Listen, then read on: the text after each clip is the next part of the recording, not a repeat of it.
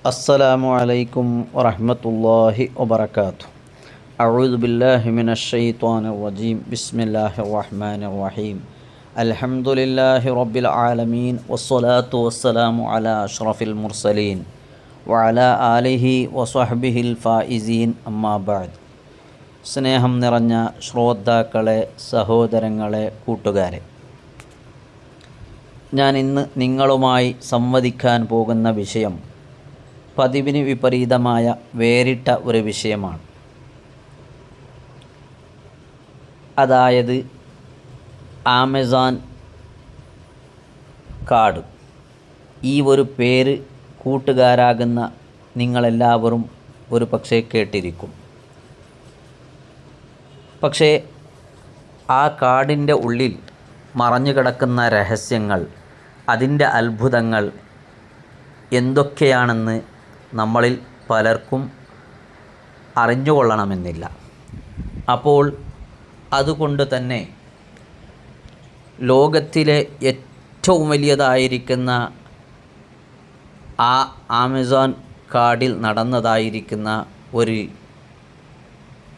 നമ്മളെ എല്ലാവരെയും ഭീതിപ്പെടുത്തുന്ന, അത്ഭുതപ്പെടുത്തുന്ന ഒരു സത്യസന്ധമായ ഒരു കഥ. ആ കഥയിലേക്കാണ് നിങ്ങളുടെ ശ്രദ്ധ ഞാൻ ഇന്ന് ക്ഷണിക്കുന്നത്. അതായത് ഒന്ന് ചിന്തിച്ചു നോക്കൂ. ചുറ്റും വന്യമൃഗങ്ങളുടെ ഭയാനകമായ ശബ്ദങ്ങൾ, വിഷപ്പാമ്പുകൾ, കോരിച്ചൊരിയാൻ തയ്യാറായി നിൽക്കുന്ന കനത്ത മഴ, ഒരു ദിശ പോലും അറിയാത്ത കൊടും ഇരുട്ട്. ഇങ്ങനെയുള്ളതായിരിക്കുന്ന ഈ കാട്ടിൽ കൂട്ടിന് മുതിർന്ന ഒരാളുമില്ല. പ്രായം വെറും 13, 9, 4. പിന്നെ ഒരൊറ്റ വയസ്സ് മാത്രം പ്രായമുള്ള ഒരു പിഞ്ചു കുഞ്ഞ്. ലോകത്തിലെ ഏറ്റവും വലിയ പേടി സ്വപ്നമായ ആമസോൺ കാടുകളിൽ ഒരു വിമാനാപകടം സംഭവിക്കുകയാണ്.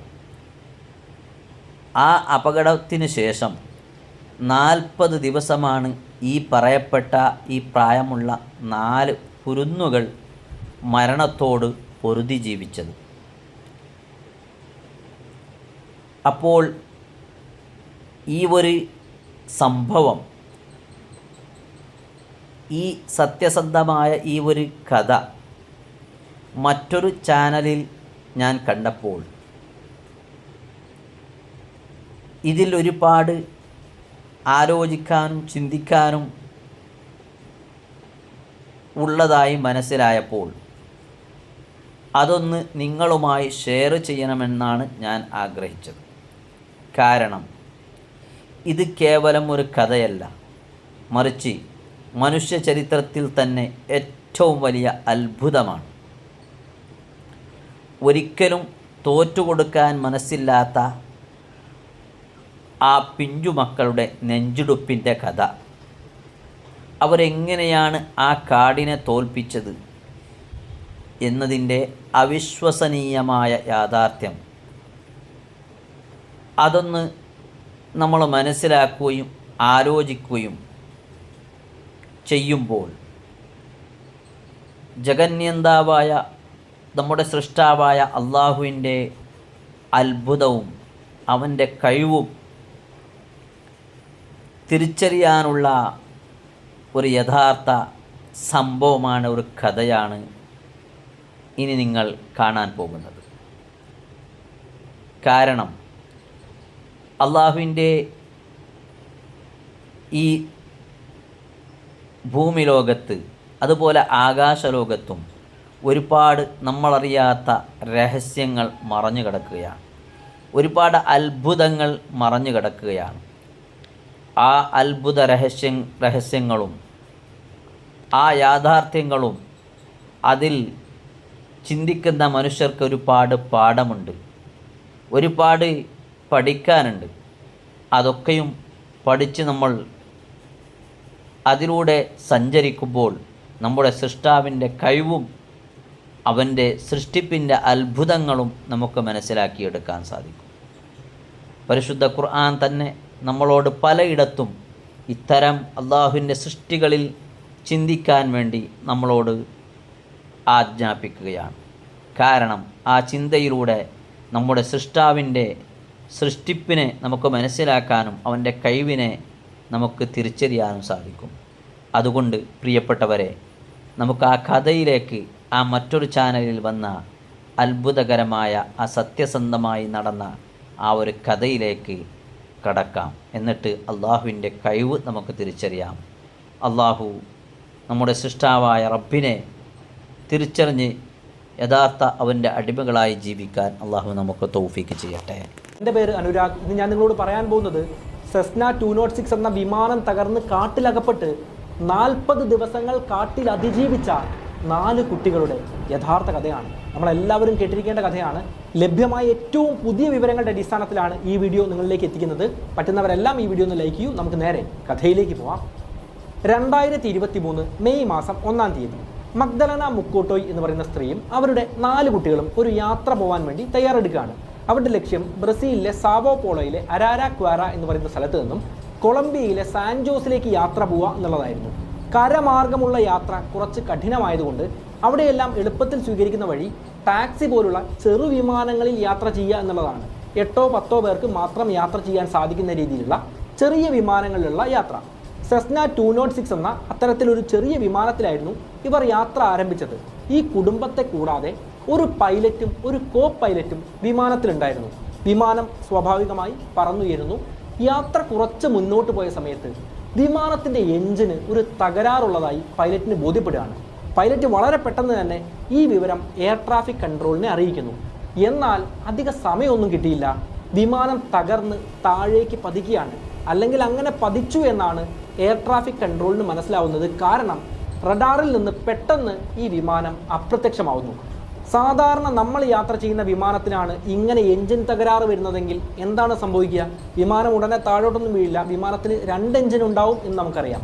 എന്നാൽ ഇവർ യാത്ര പുറപ്പെട്ട സെസ്ന 206 എന്ന വിമാനം സിംഗിൾ എഞ്ചിൻ പ്രൊപ്പല്ലർ വിമാനമായിരുന്നു. ഒറ്റ എഞ്ചിൻ മാത്രമേ ഇതിനുണ്ടായിരുന്നുള്ളൂ.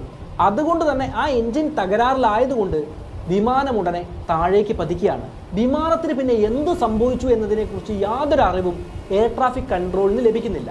വിമാനം ഇപ്പോൾ ഉള്ളത് ആമസോൺ മഴക്കാടിലാണ്. ഈ കാടിൻ്റെ മുകളിൽ നിന്നും വിമാനം താഴേക്ക് വീണ് കഴിഞ്ഞാൽ മരങ്ങളിൽ തട്ടി വേഗത കുറഞ്ഞ് ആളുകൾ ചിലപ്പോൾ ജീവനോടെ കാട്ടിൽ വീഴാൻ ഒരു സാധ്യതയുണ്ട്. വിമാനം കത്തിയിട്ടില്ല എങ്കിൽ അതിൽ ജീവനോടെ ആളുകൾ അവശേഷിക്കാനാണ് സാധ്യത കൂടുതൽ. എന്നാൽ വലിയൊരു കാടാണ്. ഈ കാട്ടിൽ എവിടെയാണ് ഇവർ വീണത് എന്നതിനെക്കുറിച്ച് യാതൊരു അറിവും കൃത്യമായി എയർ ട്രാഫിക് കൺട്രോളിന് ലഭിക്കുന്നില്ല. എങ്കിൽ പോലും പെട്ടെന്ന് തന്നെ റെസ്ക്യൂ മിഷൻ സ്റ്റാർട്ട് ചെയ്യാണ്. കാരണം കൈക്കുഞ്ഞടക്കം ജീവനുള്ള മനുഷ്യന്മാർ യാത്ര ചെയ്തിട്ടുള്ള വിമാനമാണ്. ഇതേ സമയം കാട്ടിൽ എന്താണ് സംഭവിച്ചത്? വിമാനം താഴോട്ട് പതിച്ചപ്പോൾ മരത്തിൽ തട്ടുന്നു. കഷ്ണങ്ങളായി വിമാനം താഴേക്ക് വീഴുന്നു. ഇങ്ങനെ വിമാനം വീണ സമയത്ത് ആ നിമിഷം തന്നെ പൈലറ്റും കോ പൈലറ്റും മരണപ്പെടുകയാണ്.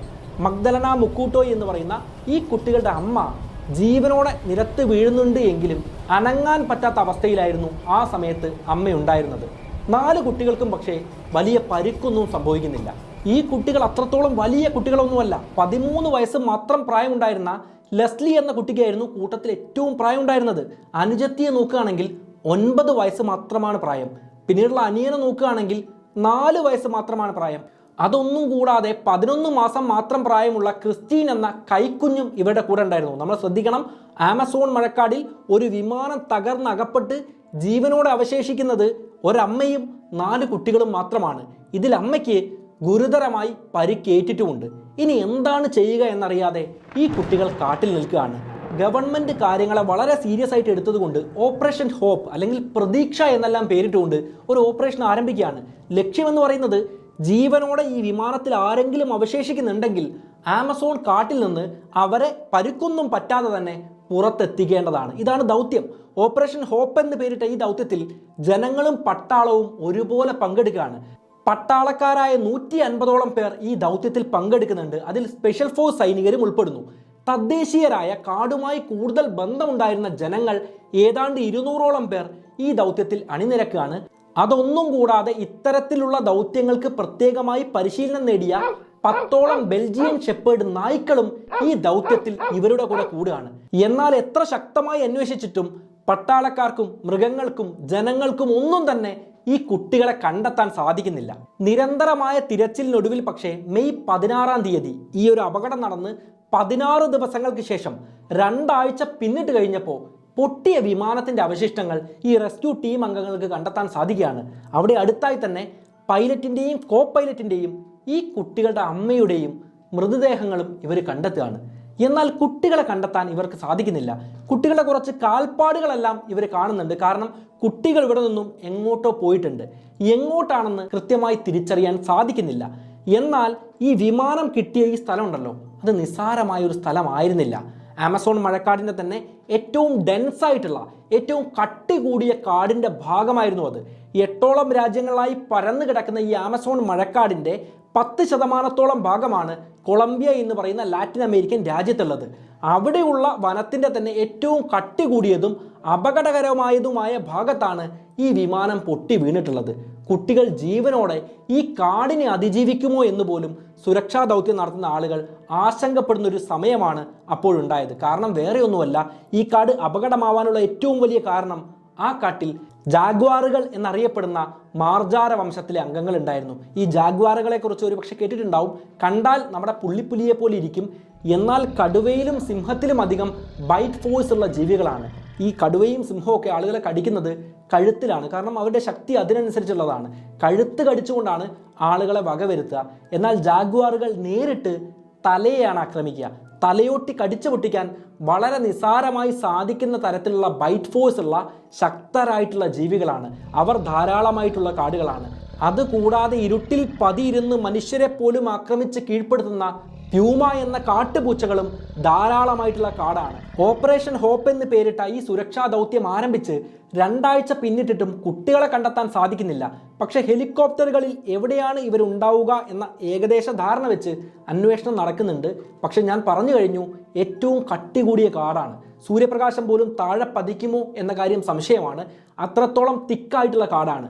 മുകളിൽ നിന്ന് നോക്കിക്കഴിഞ്ഞാൽ കാടിൻ്റെ ഉള്ളിലൂടെ ആരെങ്കിലും നടന്നു പോകുന്നുണ്ടോ എന്ന കാര്യം പോലും മനസ്സിലാക്കാൻ സാധിക്കില്ല. എങ്കിലും ഹെലികോപ്റ്ററുകളിൽ സുരക്ഷാ ദൗത്യം നടത്തുന്ന ആളുകൾ ഭക്ഷണ പാക്കറ്റുകളെല്ലാം ഈ കുട്ടികൾക്ക് വേണ്ടി ഇട്ട് കൊടുക്കുന്നുണ്ട്. കുട്ടികൾ ഇതുവഴി പോയി കഴിഞ്ഞാൽ അവർക്ക് കുറച്ചു കാലം കൂടെ കാട്ടിൽ അതിജീവിക്കാൻ വേണ്ട രീതിയിലുള്ളതായിരുന്നു ഭക്ഷണ കിറ്റുകളും വെള്ളത്തിൻ്റെ പൊതികളും മെസ്സേജുകളുമെല്ലാം. വിവിധ മെസ്സേജുകൾ, ഏതാണ്ട് 10,000-കണക്കിന് മെസ്സേജുകൾ സുരക്ഷാ ദൗത്യം കാട്ടിലൂടെ തന്നെ നടത്തുന്ന ആളുകളും ഹെലികോപ്റ്ററുകൾ നടത്തുന്ന ആളുകളും അവിടെ ഇവിടങ്ങളിലായി ചിതറി ഇടുന്നുണ്ട്. അതും ഈ കുട്ടികൾക്ക് വായിച്ചാൽ മനസ്സിലാവുന്ന രീതിയിൽ തദ്ദേശീയ ഭാഷയിലുള്ള കുറിപ്പുകളാണ് ഇത്തരത്തിൽ എറിയുന്നത്. ദിവസങ്ങൾ പിന്നിടുകയാണ്. കാട്ടിലാണ്. അത്രയും എളുപ്പമുള്ള സാഹചര്യമൊന്നുമല്ല. അന്വേഷണം നടത്തുക എന്നത് പോലും കഠിനമായിട്ടുള്ള ജോലിയാണ്. ആഴ്ചകൾ ഇങ്ങനെ പിന്നിട്ട് പോകുന്ന സമയത്ത് ഈ സുരക്ഷാ ടീമിലെ അംഗങ്ങൾക്ക് പോലും സംശയം ഉണ്ടാവുന്നുണ്ട്, ഈ കാട്ടിൽ നമുക്ക് പോലും പിടിച്ചു നിൽക്കാൻ പറ്റില്ല. അപ്പോൾ എങ്ങനെയാണ് ഈ ചെറിയ കുട്ടികൾ പിടിച്ചു നിൽക്കുക?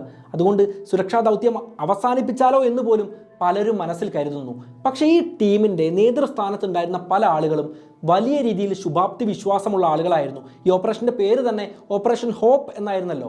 അവർ പറയുന്നത് മറ്റൊന്നുമല്ല, ഈ കുട്ടികൾ മരിച്ചിട്ടുണ്ടെങ്കിൽ നമുക്ക് എന്താണെങ്കിലും അവരുടെ ശവശരീരം കിട്ടുമായിരുന്നു. കാരണം പൈലറ്റിൻ്റെയും കോ പൈലറ്റിൻ്റെയും അമ്മയുടെയും ശവശരീരം കിട്ടിയിരിക്കുകയാണ്. കുട്ടികളുടെ കാൽപാദങ്ങൾ പുറത്തേക്ക് പോകുന്നതായിട്ട് നമുക്ക് കാണാനും പറ്റുന്നുണ്ട്. അതുകൊണ്ട് കുട്ടികൾ മൂവ് ചെയ്തുകൊണ്ടിരിക്കുകയാണ്. അവർക്ക് ജീവനുമുണ്ട്. നമുക്ക് എന്താണെങ്കിലും അവരെ ഒരിക്കൽ കണ്ടെത്താൻ സാധിക്കും. നമുക്കിത് പിന്തിരിഞ്ഞ് പുറകോട്ട് പോകേണ്ട കാര്യമല്ല. ആ കുട്ടികൾക്ക് വേണ്ടി നമുക്കിനിയും അന്വേഷണം തുടരാം. ഇത്തരത്തിൽ ശുഭാപ്തി വിശ്വാസം നേതൃനിരയിലുള്ള ആളുകൾ പ്രകടിപ്പിച്ചത് കൊണ്ട് തന്നെ വീണ്ടും ഈ കുട്ടികൾക്ക് വേണ്ടി അന്വേഷണം നടക്കുകയാണ്. വെറുതെ ഒരു സങ്കല്പത്തിൻ്റെ പേരിൽ വന്നതല്ലായിരുന്നു ഈ കുട്ടികൾ ജീവനോട് ഉണ്ടായിരിക്കാം എന്ന പ്രതീക്ഷ. അതിന് മറ്റൊരു കാര്യം കൂടെ ഉണ്ടായിരുന്നു. ഹുട്ടോട്ടോ എന്ന ഇൻഡിജിനസ് ഗ്രൂപ്പിൻ്റെ ഭാഗമായിരുന്നു, അല്ലെങ്കിൽ ആ ഗ്രൂപ്പിൽ പെട്ടതായിരുന്നു ഈ കുട്ടികൾ. അതായത് തദ്ദേശീയരായിട്ടുള്ള കുട്ടികളാണ്. ഇവർക്കൊരു പ്രത്യേകത ഉണ്ട്. ഇവർ കോളനി കെട്ടാൻ വന്ന് ആ രാജ്യത്ത് അല്ലെങ്കിൽ ആ സ്ഥലത്ത് താമസിച്ചിട്ടുള്ള ആളുകളല്ല. പരമ്പരാഗതമായി ആ കാടുമായി ചേർന്ന് ജീവിച്ച് വളർന്നു വന്നിട്ടുള്ള ആളുകളുടെ പിൻതലമുറക്കാരാണ്. അവർക്ക് കാട് അമ്മയാണ്. അതുകൊണ്ട് തന്നെ നമുക്കറിയാം, ഒരു പ്രദേശവുമായി ബന്ധപ്പെട്ട് നൂറ്റാണ്ടുകളായി ആയിരക്കണക്കിന് വർഷങ്ങളായിട്ട് ജീവിച്ചിട്ടുള്ള തലമുറയാണെങ്കിൽ ആ ജീവിത കാലയളവിലെല്ലാം തന്നെ അതുമായി ബന്ധപ്പെട്ട് സംസ്കാരങ്ങളും വിശ്വാസങ്ങളും എല്ലാം കൈമാറ്റം ചെയ്തു വരുന്നതാണ്. അതെല്ലാം ആ നാടുമായിട്ട് ബന്ധപ്പെട്ട സംസ്കാരങ്ങളും വിശ്വാസങ്ങളും എല്ലാം ആയിരിക്കാം. അത്തരത്തിൽ ഇവർക്ക് കൈമാറ്റം ചെയ്ത് ധാരാളം കാടിനെക്കുറിച്ചുള്ള അറിവുകൾ കിട്ടുന്നുണ്ട്. അതിൽ ഏറ്റവും പ്രധാനപ്പെട്ടത് കാട് അമ്മയാണ് എന്ന ഒരു വിശ്വാസം തന്നെയാണ്. അതുകൂടാതെ കാട് വിശ്വാസത്തിൻ്റെ ഭാഗമായതുകൊണ്ട് തന്നെ കാടിനെ ഈ കുട്ടികൾക്ക് നന്നായിട്ട് അറിയാം. ഏത് തൊടണം, ഏതൊക്കെ ചെടികൾ നമുക്ക് തൊടാൻ പറ്റും, ഏതൊക്കെ തൊടാൻ പറ്റില്ല, ഏതെല്ലാം കായ്കൾ വിഷമാണ്, ഏതെല്ലാം കായ്കൾ വിഷമല്ല, നമുക്ക് കഴിക്കാൻ പറ്റുന്നതാണ്. ഇങ്ങനെയുള്ള കാര്യങ്ങളെല്ലാം ഈ കുട്ടികൾക്ക് അറിയാമായിരുന്നു. അതുകൊണ്ട് തന്നെ അവർ ജീവിച്ചിരിക്കാനൊരു സാധ്യതയുണ്ട് എന്ന് റെസ്ക്യൂ മിഷൻ നടത്തുന്ന ആളുകൾ ഉറച്ചു വിശ്വസിക്കുകയാണ്. ദിവസങ്ങൾ മുന്നോട്ട് പോയി, പത്രങ്ങളിൽ വാർത്തകൾ വരുന്നുണ്ട്, ഇന്റർനെറ്റിൽ ലേഖനങ്ങൾ എഴുതപ്പെടുന്നുണ്ട്. പക്ഷേ കുട്ടികളെ കണ്ടെത്താൻ റെസ്ക്യൂ പ്രവർത്തകർക്ക് സാധിക്കുന്നില്ല. പക്ഷെ അതിനിടയിൽ അവരൊരു സാധനം കണ്ടെത്തുകയാണ്. കുട്ടികൾ ഉപയോഗിക്കുന്ന വാട്ടർ ബോട്ടിൽ ഇവർക്ക് കണ്ടെത്താൻ സാധിക്കുകയാണ്. കൊടുങ്കാട്ടിൽ ആരാണ് വാട്ടർ ബോട്ടിൽ കൊണ്ടിടുക? എന്താണെങ്കിലും ഈ കുട്ടികളുടെ കയ്യിൽ നിന്നും താഴെ പോയതായിരിക്കാം. പിന്നെയും മുന്നോട്ട് നടന്ന സമയത്ത് അവർക്കൊരു കത്രിക കിട്ടുകയാണ്. അതിനടുത്തായി തന്നെ മുടി കെട്ടുന്ന റിബണും ഇവർക്ക് കിട്ടുകയാണ്.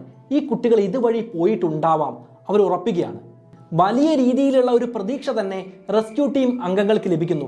അവർ ആ മേഖല കേന്ദ്രീകരിച്ച് തന്നെ ശരിക്കൊന്ന് അന്വേഷിച്ച സമയത്ത് പകുതി കഴിച്ച് ഉപേക്ഷിച്ച പഴവും 11 വയസ്സ് മാത്രം പ്രായമുള്ള കുട്ടി ഉപയോഗിച്ച ഡയപ്പറും കുട്ടികളുടെ ഷൂസും എല്ലാം കിട്ടുകയാണ്. അപ്പോൾ കുട്ടികൾ എന്താണെങ്കിലും ഈ മേഖലയിൽ തന്നെ ഉണ്ടാവും. പക്ഷേ ഇവർ അന്വേഷിച്ചു കൊണ്ടിരിക്കുന്ന സമയത്ത് ഈ കുട്ടികൾ ഈ മേഖല വിട്ട് പുറത്തു പോകാൻ സാധ്യതയുണ്ട്. അപ്പോൾ വീണ്ടും റെസ്ക്യൂ മിഷൻ വൈകാൻ സാധ്യതയുണ്ട്.